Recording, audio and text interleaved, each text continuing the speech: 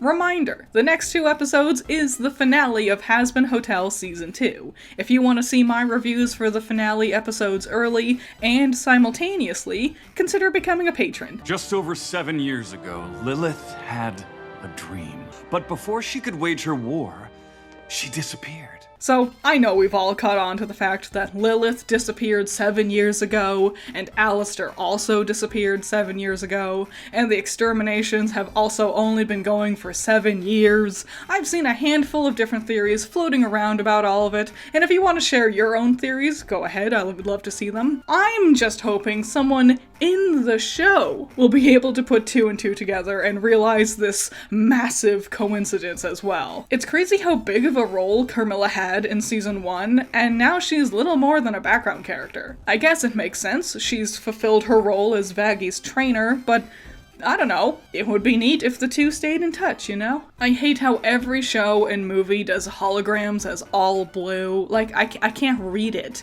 Make the images black or purple or something to contrast the blue. This is not a has-been thing. This is an everything. It's a general thing. I just don't like it. You're either with me or against me. Ah, the old, you're with me or against me.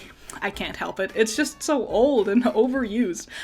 It always takes me out of the moment. It's too much of a cliche, you know? Velvet's head turns 360 degrees on her neck.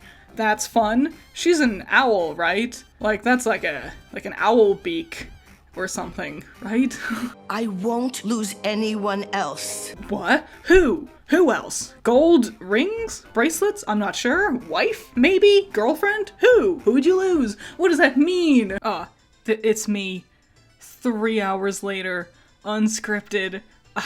I was just editing, and then I stopped, and I checked Twitter, because I was curious what people were saying about the episode, and I saw someone get to this, and they're like, OMG, did Carmilla have a husband? And there was never a single moment in my mind where I thought it could have been a man. I exclusively thought it was a woman, a girlfriend, a wife. Never, I don't know why, there wasn't a single instance I assumed Carmilla would be interested in a man in any way. I thought Cherry Bomb had a new outfit a few episodes ago, we just couldn't get a really good look at it. I think this is cute. I like the splash of color variety, and it's less busy overall. Hey, what about Angel? What about him? He's a grown-up, doesn't need me.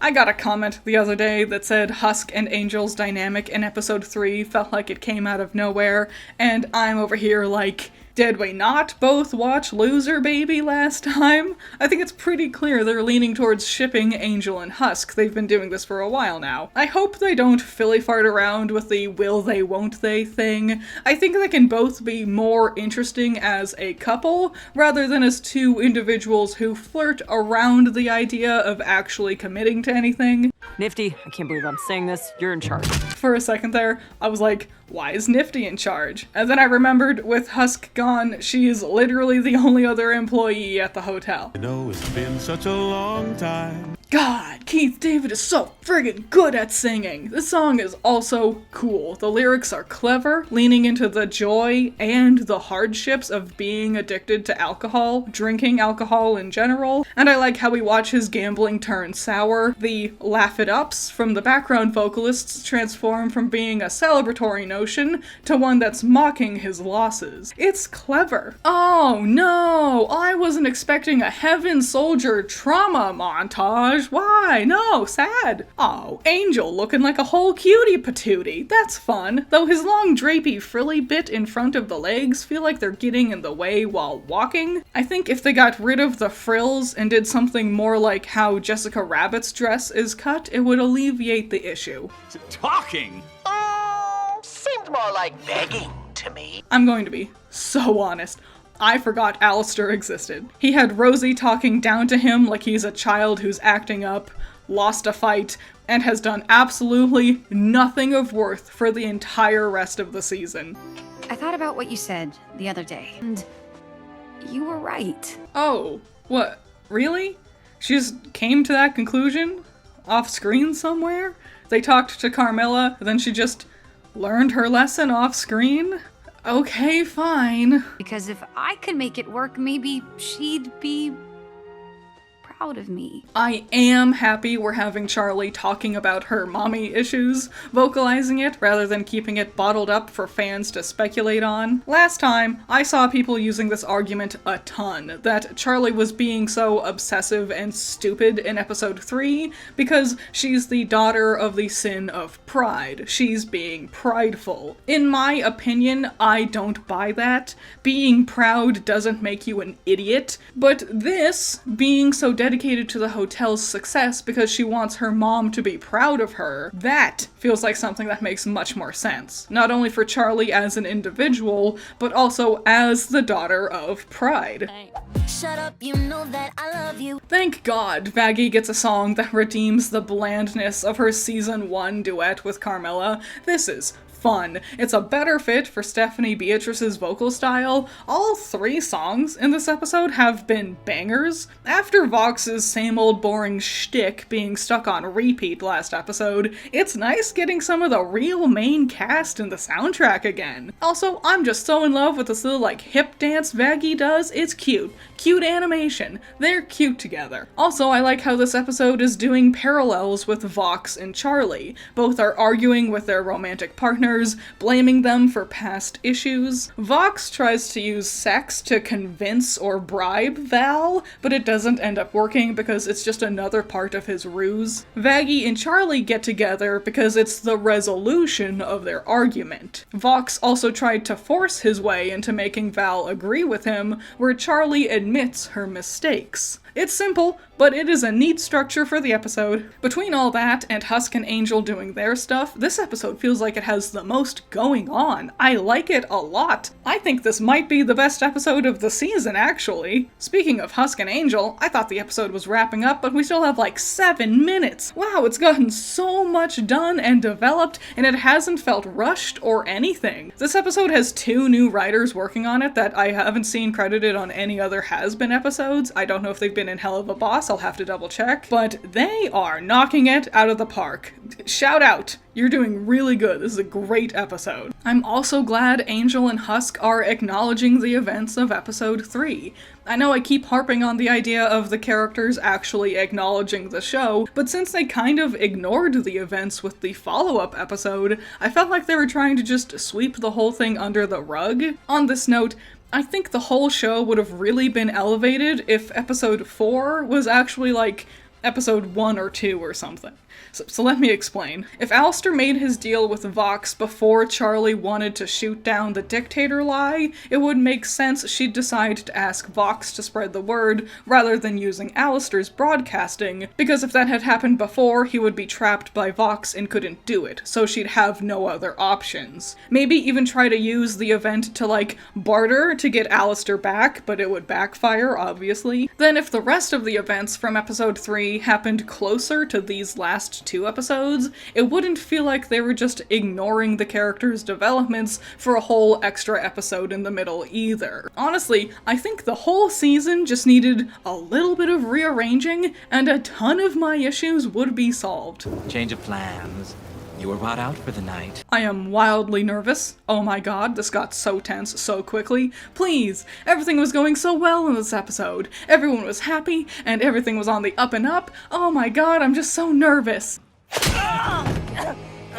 Oh no, I was right to be nervous. Man, now I really friggin' hate that Charlie invited the V's over rather than just asking Alistair, or use his stupid radio tower herself, or rent a billboard, or do anything other than work with these Things are shaping up to be crazy for the finale. I wonder if someone will die. Or ascend, I honestly don't know. I'm disappointed in how Lute was portrayed this week. After Gravity, I really expected a lot more from her, especially in this situation. But I'm actually wondering if Lute's just being set up to be the villain for next season, kind of like how, similarly, in season 1, episode 2 was dedicated to setting up the V's, even though they didn't become a big threat until now. Disappointing, but I suppose the V's plot have enough going on already. So, theory time. What do I think might actually happen? In the long run, I think no matter what, there will be a section of Hell's populace who wants to go to war with Heaven. Because I think that's going to be the thing Lute will be able to use as justification to do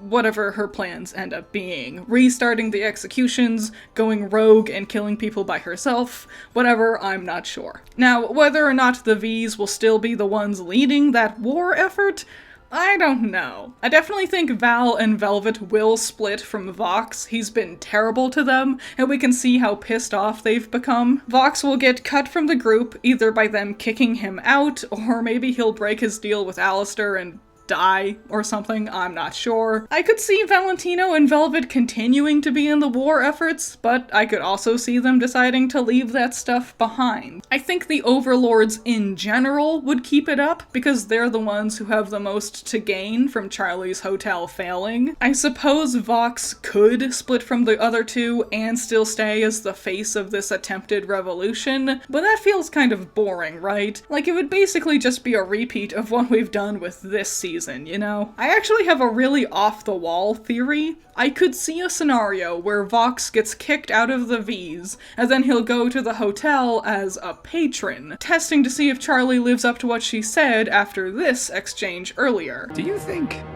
I could be redeemed? Anyone can be redeemed. I don't think Vox would actually want to legitimately be redeemed, though. I think if he saw redemption would actually get you physically into heaven, he would see it as an opportunity to continue his attempted uprising. Thinking rather than force and fight his way into heaven, he would sneak in instead through the redemption thing. And then maybe that could lead to a multitude of other concepts, but I'm just spitballing. Like I said, he might just also die.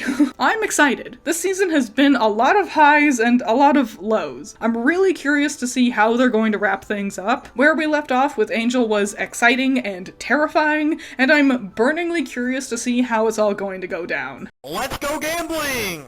Aw, dang it! Aw, dang it! Aw, dang. Shout out to my $10 patrons. You're all amazing. Andrew, Valhalla Knight, Chamomile, Classy Critic, Jake, Amber, Scaring Crows, Not All That Evil, Messiah, Jacob, Ben's Sketchbook, Rain, Trash, Wild Pilot, Juan, Bunkin' Duncan, Hoodie Angel, Ranger, Sean, Primaroon, Lavaros, Plague, Tyrene, Thanos, Pandemonium, Peter, Aguirre, Eden, Doki Pokey, Moon of Blues, Vargas Blue, Zappy, Wolfgang, Philip, Mac and Cheese, Lawleroni, Marie Fan, and Davey. What did you think? What do you think's gonna happen to the finale? Like, I don't know if my theories are like popular concepts or not. The most theories I've seen floating around have been about the 7-year like gap and like that kind of stuff. But what do you think's gonna happen at the end of this episode of this season? I'm so curious and I have no idea. Like last time we knew it was like the war efforts, right? It was gonna be the war with Heaven. I honestly don't know if we're gonna fight Heaven or if it's just gonna be Vox doing something.